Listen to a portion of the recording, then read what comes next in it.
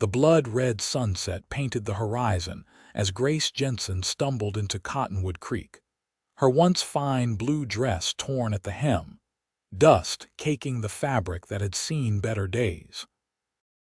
The small frontier town of western Colorado seemed like any other stop along her desperate journey, until she locked eyes with the tall figure leaning against the hitching post outside the sheriff's office. It was the summer of 1878, and Grace hadn't known freedom in nearly 3 years. Her breath caught in her throat as the cowboy straightened, revealing the silver badge on his chest that caught the dying sunlight. She quickly lowered her gaze and hurried toward the town's only hotel, feeling his eyes follow her every step.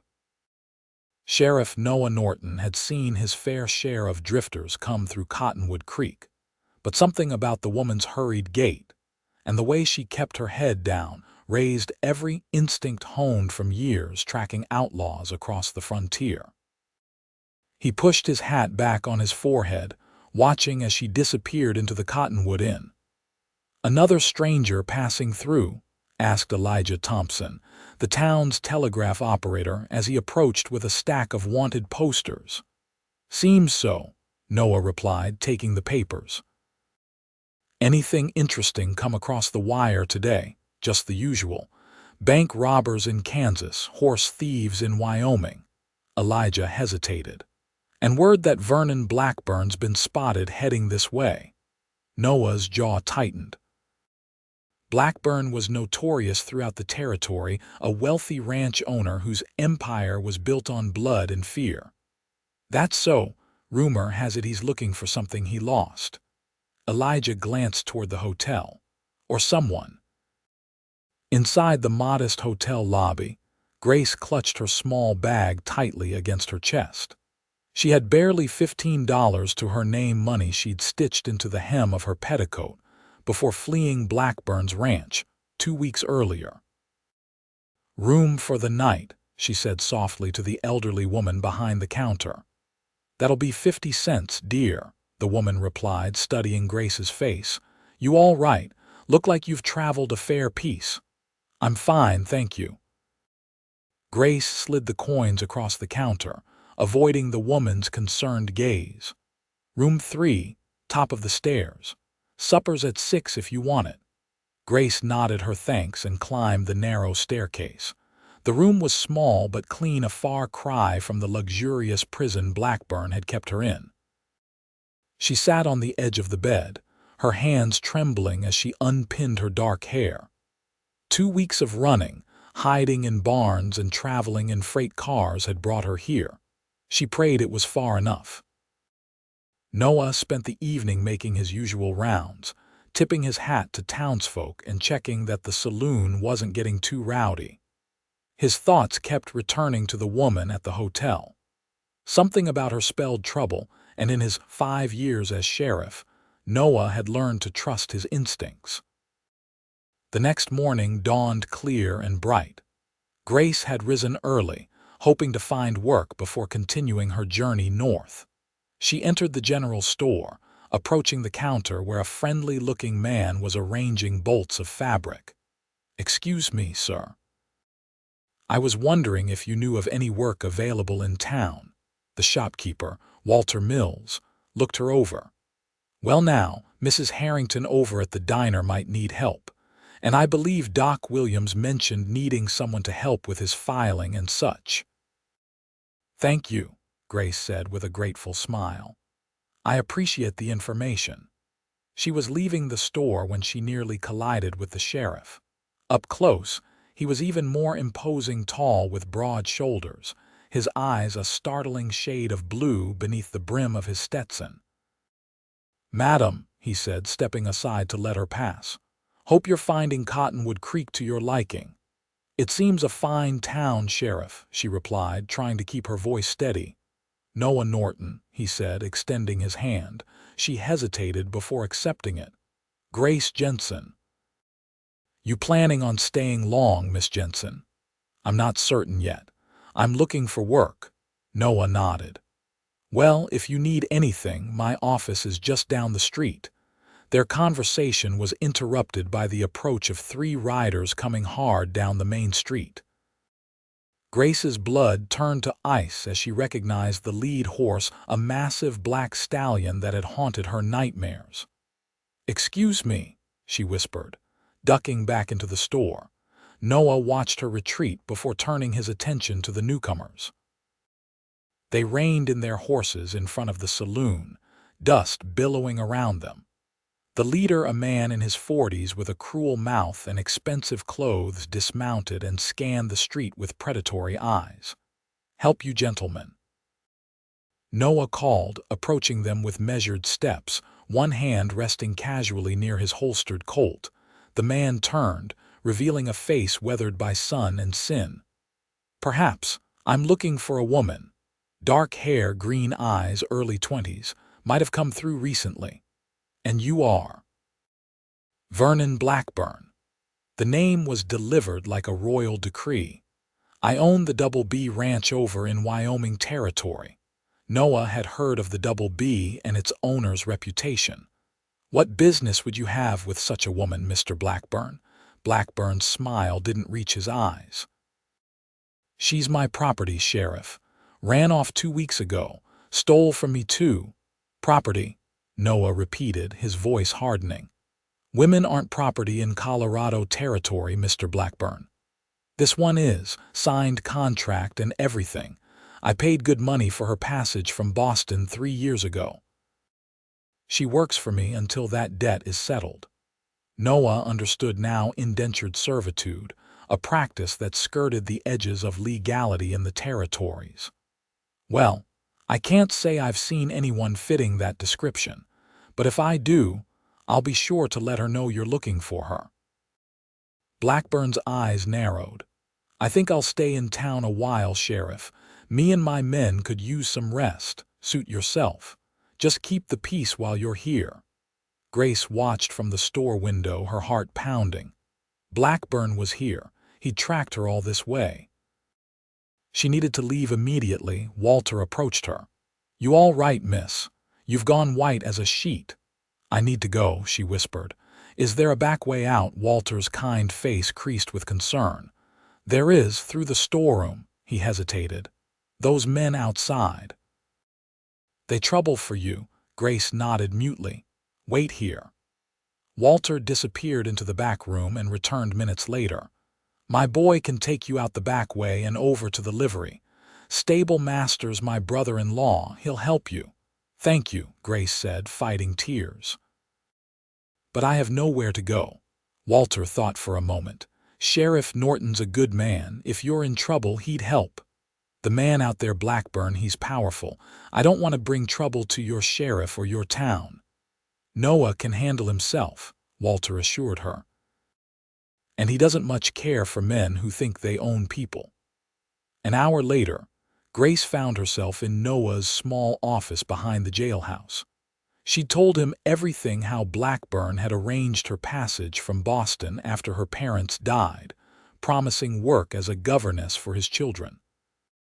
How that promise turned into domestic servitude, and then worse, as Blackburn's intentions became clear. How she'd fled in the night with nothing but the clothes on her back. "He says I signed a contract," she explained, twisting her hands in her lap.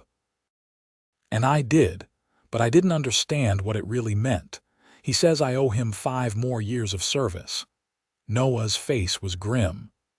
"Those contracts aren't worth the paper they're written on, not when they're used to trap people." "But Blackburn has friends in high places, even judges who might see things differently." "He owns me still," Grace whispered, her voice breaking, "at least in his mind." Noah leaned forward, his expression fierce. "Not in my county he don't," he stated flatly. "No man owns another in Cottonwood Creek, not while I wear this badge. You don't understand. He won't leave without me. He'll hurt anyone who gets in his way." "Let me worry about Blackburn," Noah said. "For now, you need somewhere safe to stay." He arranged for Grace to stay with the widow Daniels, whose home at the edge of town was easily defensible and out of sight. Mrs. Daniels, whose son had been killed by outlaws years earlier, was more than happy to shelter Grace and keep her presence a secret. The next morning, Noah confronted Blackburn outside the hotel. "I understand you're looking for an indentured servant." Blackburn's eyes narrowed. "I told you, Sheriff, she belongs to me." "I've been thinking about that," Noah replied casually. "If she owes you a debt, I reckon that debt could be paid by someone else." "What are you suggesting? How much does she owe you?" Blackburn named a sum that would take most men years to earn. Noah didn't flinch. "I'll pay it. You provide the contract, sign it over, and you can be on your way." Blackburn laughed. "You must want her badly, Sheriff. She's a pretty thing, I'll grant you that, but she's not for sale." "Everything has a price," Noah countered. "Name yours." "She's not just a servant," Blackburn said, his voice dropping. "She's meant to be my wife. I've invested 3 years in breaking her spirit. I'm not about to let that investment go." Noah's hand tightened on his gun belt. "Then we have a problem, because that woman is now under my protection." "You're overstepping, Sheriff," Blackburn warned. "I have friends in the territorial government who would take a dim view of you interfering in a private contract matter." "And I have friends too," Noah replied evenly. "Including Judge Hammond, who will be passing through next week. We can settle this legally then."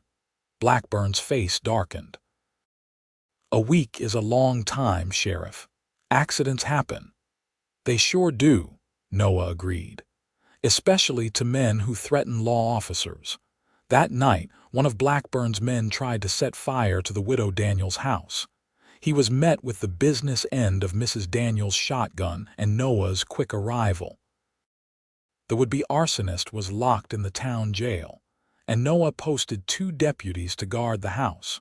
Over the next days, tension in Cottonwood Creek escalated.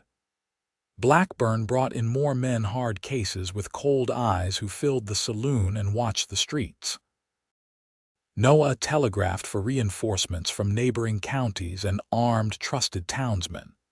Grace was torn between guilt for bringing trouble to the town and a growing admiration for Noah's unwavering stance. Each evening, Noah would visit to check on her safety, and their conversations gradually deepened. "Why are you risking so much for a stranger?" she asked him one night as they sat on the widow's porch, the warm summer air heavy with the scent of pine. "You're not a stranger anymore," he replied, his eyes reflecting the lamplight from inside. "And some things are worth fighting for. Freedom, that," he agreed, "and the right of every person to chart their own course." He hesitated. "I had a sister once, Emily. She married a man who seemed kind at first. By the time we realized what he was, it was too late." "What happened to her?" "He killed her. Said she fell down the stairs. Maybe she did after he pushed her." Noah's voice was tight with old pain. "I was 16. Too young to do anything but watch them put her in the ground." Grace reached out, covering his hand with hers. "I'm sorry. It's why I became a lawman, to protect those who can't protect themselves." He turned his hand to hold hers. "I won't let Blackburn take you back, Grace. I promise you that." Their eyes met, and something unspoken passed between them, a connection that transcended their brief acquaintance. For the first time since fleeing Blackburn's ranch, Grace felt hope bloom in her chest. The following day, things came to a head. Blackburn cornered Noah outside the telegraph office. "I'm tired of waiting, Sheriff. I want what's mine." "Then file a complaint with Judge Hammond when he arrives," Noah replied. "Until then, Miss Jenson remains a free woman." "I've been patient," Blackburn growled. "That ends now." As darkness fell, Blackburn's men made their move. They surrounded the widow's house, guns drawn. Noah and his deputies were ready, positioned strategically around the property. "Send out the girl, Norton," Blackburn called from the edge of the property. "Nobody needs to get hurt." "That's not happening, Blackburn," Noah called back. "You're trespassing on private property. I suggest you and your men leave now." The first shot came from one of Blackburn's men, a wild shot that shattered a window. The night erupted in gunfire. Noah pushed Grace down behind a rain barrel as bullets splintered the porch around them. "Stay down," he ordered, returning fire. The firefight was brief but intense. Two of Blackburn's men fell, and one of Noah's deputies took a bullet to the shoulder. When the smoke cleared, Blackburn had retreated with his remaining men. "This isn't over, Norton," he shouted from the darkness. "I'll burn this whole town if I have to." The next morning, Walter Mills found a notice nailed to his store door, a bounty offered by Blackburn for Grace Jenson, alive and unharmed. The sum was enough to tempt even honest men in hard times. Noah ripped it down, but knew others would appear. Blackburn was escalating, and the town was caught in the middle. "People are getting scared, Noah," Deputy Frank Wilson told him later that day. "Some are saying we should just let Blackburn take the woman and be done with it." "And what kind of men would that make us?" Noah demanded. "To hand over a free woman to a man who would abuse her, who would own her," Frank sighed. "I'm just telling you what I'm hearing, not saying I agree." Noah spent that evening at the widow's house making plans. Grace had recovered some of her spirit over the past days, her quiet strength emerging as she helped Mrs. Daniels with household tasks and even assisted with tending the deputy's wound. "I could leave," she suggested as they sat by the fire. "Slip away at night, lead them away from your town." "And then what?" Noah asked. "Keep running forever?" "No, Grace, it ends here." "Why do you care so much?" she whispered, searching his face. Noah took her hand. "Because in the short time I've known you, I've seen your courage, your kindness, your determination to be free, and because—" He hesitated, then continued softly, "because I think I'm falling in love with you." Grace's eyes widened. "Noah." "I know it's fast," he said quickly. "Too fast, maybe, but these past days facing danger together, it's shown me what kind of woman you are. And if we survive this, I'd like the chance to court you properly." Grace's heart pounded. She had sworn never to trust a man again after Blackburn, but Noah was different. His integrity, his gentleness despite his strength, his unwavering sense of justice. She realized with startling clarity that she was falling for him too. "I'd like that," she admitted softly. Their moment was interrupted by the sound of horses approaching. Noah was on his feet instantly, gun drawn. "Norton," came Blackburn's voice from outside. "I'm tired of games. I have a proposition for you." Noah moved to the window, peering through a gap in the curtains. Blackburn sat alone on his black stallion, illuminated by moonlight. "What proposition?" Noah called back. "Man to man, you and me, settle this properly." Noah turned to Grace. "Stay here." "Noah, no." "He'll kill you." "I don't plan on dying tonight," he assured her, checking his revolver. Noah stepped onto the porch, keeping to the shadows. "I'm listening, Blackburn. Tomorrow at noon, Main Street, just you and me." Blackburn's voice carried in the still night air. "If you win, the girl goes free. I'll sign whatever paper you want releasing her from any obligation. If I win, she comes with me, no interference from this town. And if I refuse, then my men burn Cottonwood Creek to the ground tonight. I have 20 guns surrounding this town, Sheriff." "Your choice." Noah considered his options. Blackburn was trying to isolate him, take away his advantage, but a duel would also mean the townspeople wouldn't be caught in the crossfire. "Noon tomorrow," Noah agreed. "But I want those terms in writing, witnessed by the town judge and telegraph operator, and your men stay out of town until it's done." "Agreed," Blackburn said. "See you at noon, Sheriff." He wheeled his horse around and disappeared into the darkness. Grace was distraught when Noah returned inside. "You can't do this. He's killed men in duels before. He's fast." "So am I," Noah said quietly. "I'm not worth dying for." Noah took her by the shoulders. Yes, you are, but I don't plan on dying. He smiled slightly. I've got something to live for now. The night passed in tense preparation. Noah sent riders to neighboring settlements, gathering allies. By morning, Cottonwood Creek was a fortress of sorts, armed townspeople positioned strategically, ready in case Blackburn broke his word. Grace barely slept. As dawn broke, she found Noah on the porch, cleaning his revolver with methodical precision. There has to be another way, she pleaded. Sometimes the only way forward is through, he replied, but I've taken precautions. Frank has men watching Blackburn's camp. If he tries anything underhanded, we'll know. At 11, they made their way to town. The streets were eerily empty, with curtains drawn and doors locked. Only a few of Noah's most trusted deputies were visible, positioned on rooftops and in doorways. Noah stopped outside his office. Wait here with Frank, he told Grace. No matter what happens, he'll get you to safety if things go wrong. Noah, she caught his arm, I need to tell you something if this is our last chance. She took a deep breath. I'm falling in love with you too. And I couldn't bear it if he silenced her with a gentle kiss there first. It was brief but filled with promise. That, he said softly, is worth fighting for. At 5 minutes to noon, Blackburn arrived, flanked by 2 men who stopped at the edge of town. He dismounted, his expensive boots raising puffs of dust as he walked to the center of the street. I see you didn't run, Sheriff, he called. Noah stepped forward, his badge catching the sunlight. Neither did you. Elijah Thompson, the telegraph operator, approached with a document. The terms, gentlemen, as agreed. If Sheriff Norton wins, Miss Jenson is released from any obligation to Mr. Blackburn. If Mr. Blackburn wins, he takes Miss Jenson without interference. Both men signed. Elijah retreated to the boardwalk, clutching the paper. Standard rules. Blackburn asked, adjusting his gun belt. Back to back, 10 paces, turn and fire, Noah nodded.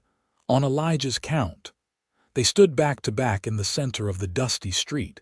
Grace watched from the doorway of the sheriff's office, her heart in her throat. Begin, Elijah called. They started walking. 1 pace, 2, 3. Grace could barely breathe. At the count of 10, both men turned. Blackburn was fast, inhumanly fast. His gun cleared leather in a blur of motion, but Noah was faster. 2 shots rang out almost simultaneously. Blackburn's bullet whistled past Noah's ear. Noah's shot hit true, striking Blackburn in the chest. The rancher staggered, disbelief crossing his face before he crumpled to the ground. For a moment, the street was silent. Then Blackburn's men reached for their weapons. Before they could fire, the click of rifles being cocked echoed from rooftops and doorways throughout the town. They were surrounded. It's over, Noah called to them, his gun still trained on Blackburn's still form. Take your boss and go. And spread the word in Cottonwood Creek, no man owns another. The men hesitated, then slowly holstered their weapons. They retrieved Blackburn's body and draped it over his horse. Within minutes, they had ridden out of town. Grace ran to Noah, throwing herself into his arms. You're alive, she whispered, tears streaming down her face. I told you I had something to live for, he replied, holding her close. In the days that followed, Judge Hammond arrived and officially declared Grace's contract with Blackburn null and void. Word came that Blackburn had survived the wound, but had retreated to his ranch, his reputation damaged by his defeat. Grace found work at Doc Williams' office, discovering a talent for medicine that the doctor encouraged. Noah courted her properly, taking her for rides in the countryside and dinners at the hotel restaurant. The town embraced her as one of their own, her past forgotten as she built a new life.